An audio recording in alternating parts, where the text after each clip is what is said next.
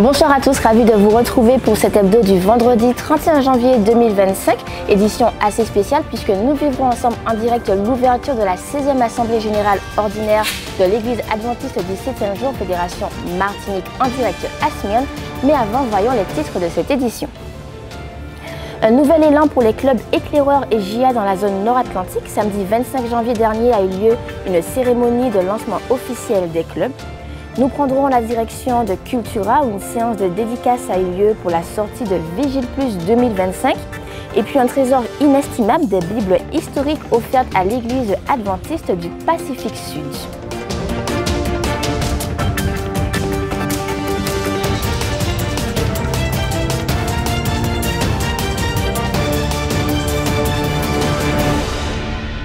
Doué pour servir, c'est sous ce thème que la zone nord-atlantique a donné l'impulsion pour l'année 2025 lors de la cérémonie d'ouverture des clubs qui a eu lieu à l'église de Basse-Pointe.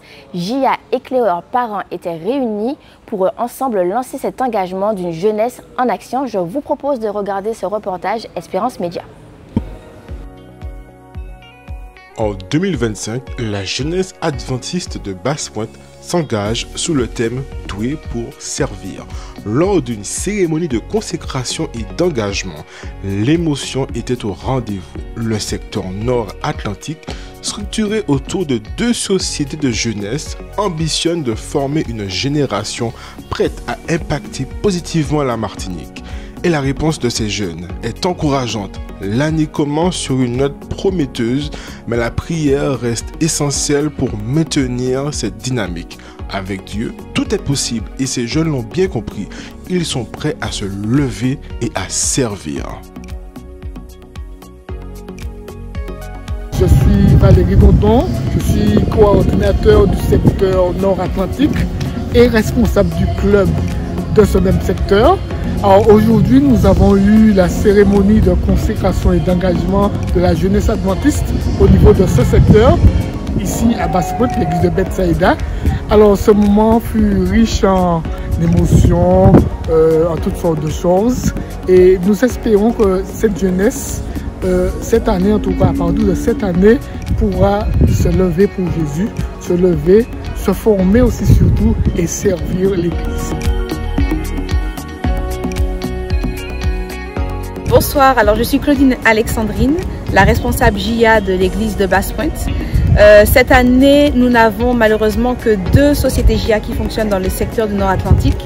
Et notre objectif, c'est de lancer une génération de jeunes qui est prête à impacter la Martinique de manière positive. Donc on a eu une belle cérémonie. Nous sommes contents de la réponse des jeunes du secteur et on espère enflammer la Martinique. Turn it upside down.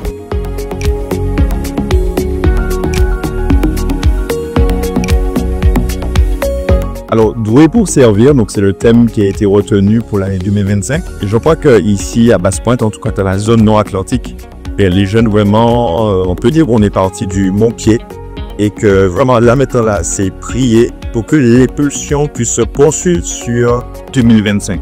Je crois qu'avec Dieu, nous ferons des exploits. Les jeunes ont bien perçu le message, je crois. Ils sont prêts, ils sont d'attaque pour vraiment, on va dire, travailler pour le Seigneur. Donc, gloire à Dieu pour ça.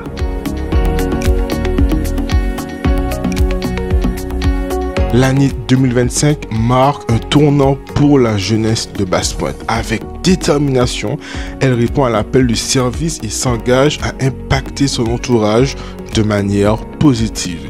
Cet élan doit être entretenu tout au long de l'année par la prière, la foi et l'action. Mercredi après-midi dernier, à Cultura s'est tenue la séance de dédicace de Vigile Plus. Vigile Plus à l'initiative de l'Union des Antilles et de la Guyane française. Lors de cette dédicace, les visiteurs ont pu discuter, donner des mots d'encouragement et comprendre un peu plus la dynamique autour de ce livre et aussi en faire l'acquisition. Je vous propose de découvrir ce retour en images d'Espérance Média. À la librairie Cultura, Vigile Plus 2025 se dévoile lors d'une séance de dédicace. Fruit du travail d'une équipe passionnée, ce projet met en lumière l'évangile de Luc, ses valeurs et son message de croissance spirituelle. Une invitation à renforcer notre relation avec Dieu et nos proches.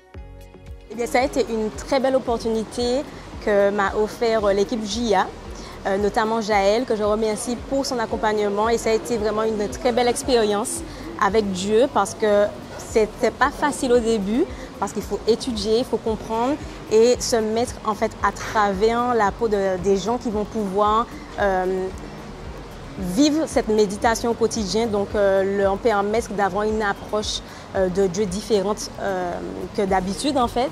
Et pour moi, ça a été très vivifiant et du coup, je continue avec cette expérience parce que ça m'a apporté beaucoup avec Dieu. Donc, et je recommande à chaque jeune, non seulement de pouvoir étudier cette vigile, mais aussi de continuer à étudier leur propre Bible et à vivre cette expérience s'ils ont l'occasion de pouvoir rédiger la vigile matinale.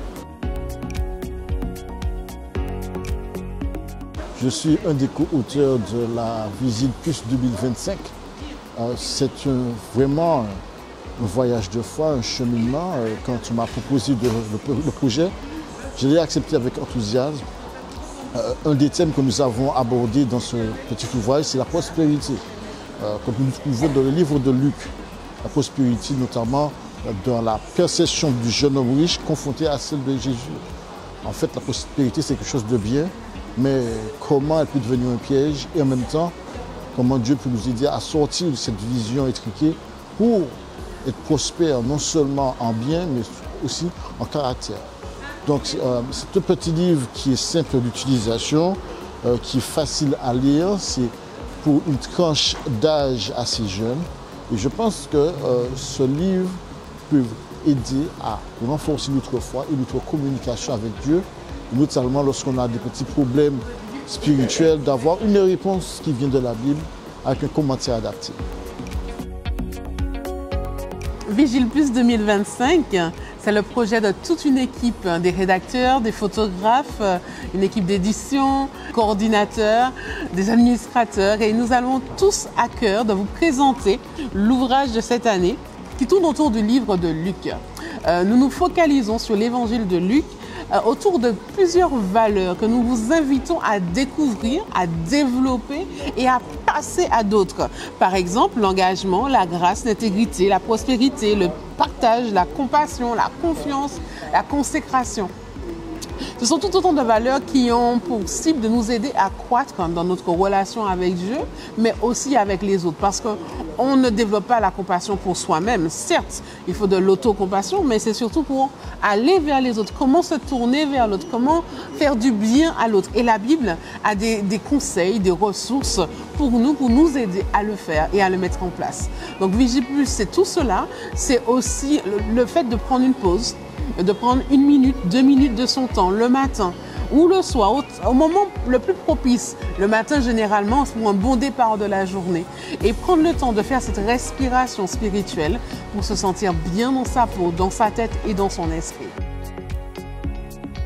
Bien plus qu'un livre, un guide pour grandir spirituellement et tisser des liens plus forts avec Dieu et nos proches. Direction maintenant l'Australie où la division du Pacifique Sud a reçu une collection inestimable de Bibles rares. Certaines datent des 14e et 15e siècles. Aujourd'hui, cette collection est en cours de documentation au Centre du patrimoine adventiste avec l'espoir d'un jour d'en faire un musée. Je vous propose de regarder ce reportage ANN. La division du Pacifique Sud est très heureuse de recevoir cette étonnante collection de Bibles. L'histoire de cette collection remonte à environ 50 ans. Il y avait en Pologne un jeune pasteur polonais nommé Henryk Patriarcha qui a développé une passion pour la collecte de Bibles. Il a donc commencé à les collecter dans toute la Pologne, puis à travers l'Europe. Certaines des Bibles qu'il a trouvées sont incroyables. Elles remontent au 15e et 14e siècle. C'est donc une collection vraiment précieuse pour nous. En rassemblant ces Bibles, sa collection a énormément grandi et il a commencé à utiliser ces Bibles à des fins évangéliques. Il se rendait dans différentes églises, à différents endroits, et présentait ces Bibles, et les gens découvraient l'histoire de la Bible et faisait connaissance avec Jésus de la Bible. C'était sa passion. Il a vieilli et finalement il a cherché un endroit où il pouvait envoyer ses Bibles. Nous sommes les destinataires de cette incroyable collection de Bibles et nous espérons les utiliser à des fins évangéliques également. Que le Centre du patrimoine adventiste bénéficie d'une telle collection de Bibles est une véritable bénédiction. Nous espérons à l'avenir avoir un foyer permanent pour ces Bibles afin que les membres d'Église et le grand public profitent de cette collection extraordinaire, témoignage de la façon dont la parole de Dieu a traversé les siècles. Passons à vos émissions hebdomadaires du week-end, vendredi soir. Donc d'ores et déjà ce soir, vous pouvez découvrir votre épisode Les Sentiers du Bonheur qui s'intitule L'Homme Providentiel. L'émission sera diffusée le samedi à 13h sur les ondes d'Espérance FM et il est déjà disponible sur votre site les www.adventiste.mq. Écoutons un extrait. Lundi 20 janvier dernier, Donald Trump est devenu officiellement le 47e président des États-Unis d'Amérique. Alors même s'il a beaucoup de détracteurs, il reste pour ses nombreux partisans l'homme providentiel, celui qui va redonner à leur pays son prestige et son hégémonie à travers le monde. Dans le monde politique ou dans la société plus généralement, il n'est pas rare que des personnalités soient vues ainsi, des hommes ou des femmes providentiels qui font la différence parce qu'ils ou elles sont en mesure d'impacter de manière significative le cours de l'histoire. En son temps, le général de Gaulle a eu ce statut, tout comme Winston Churchill ou d'autres grands hommes d'État qui ont marqué leur temps. Worship Moment, c'est une reprise instrumentale du titre Hills and Valley de Tauren Wells que nous vous proposons de découvrir ce soir, un joli duo piano-violon proposé par la famille Prager.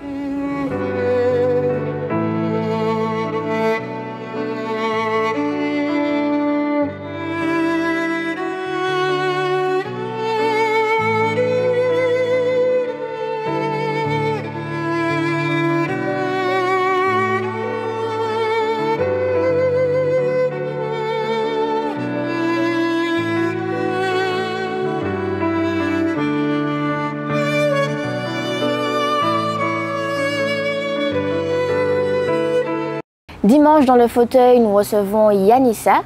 Vous découvrirez comment l'amour de Dieu a transformé sa vie. L'épisode sera disponible dimanche à 10h sur votre chaîne YouTube Espérance Média Martinique. Et quand je suis arrivée à Belém, dans la porte de l'église de Belém à Béré, j'ai commencé à pleurer.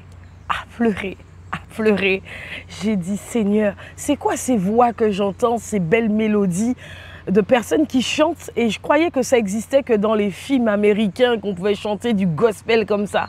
J'ai dit waouh. J'ai dit Seigneur, c'est vraiment là que tu m'amènes. Il m'a dit viens ma fille, ici c'est ta maison. Et quand j'y suis rentrée, j'ai pleuré du début jusqu'à la fin. Chaque mot qu'on pouvait me dire, chaque phrase qu'on pouvait me dire, chaque parole biblique, chaque chant me touchait profondément. C'était comme une blessure qui était ouverte, que Dieu refermait petit à petit. Voyons maintenant quel temps fera-t-il ce soir et demain samedi sabbat avec Mélissa.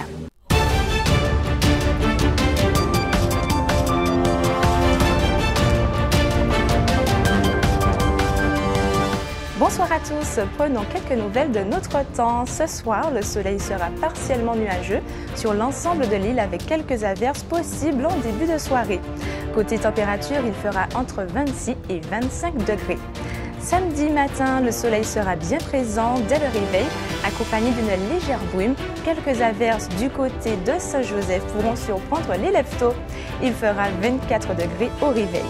Dans l'après-midi, la chaleur s'installera avec des températures atteignant les 28 degrés.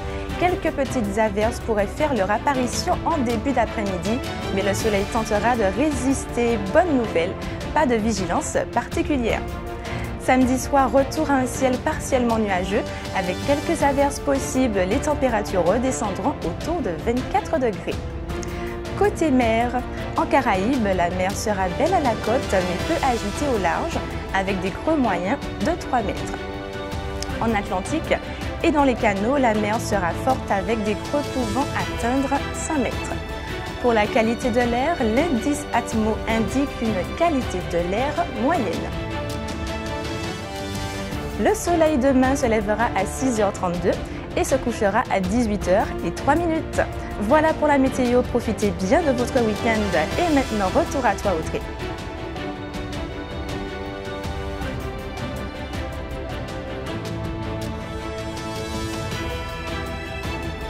Merci Mélissa, c'est maintenant en direct de l'église de Smyrne que je vous invite à prendre la température pendant tout ce week-end pour la 16e assemblée de la Fédération des Églises Adventistes de la Martinique. Moi je vous souhaite une très bonne soirée, un très bon sabbat et surtout prenez soin de vous.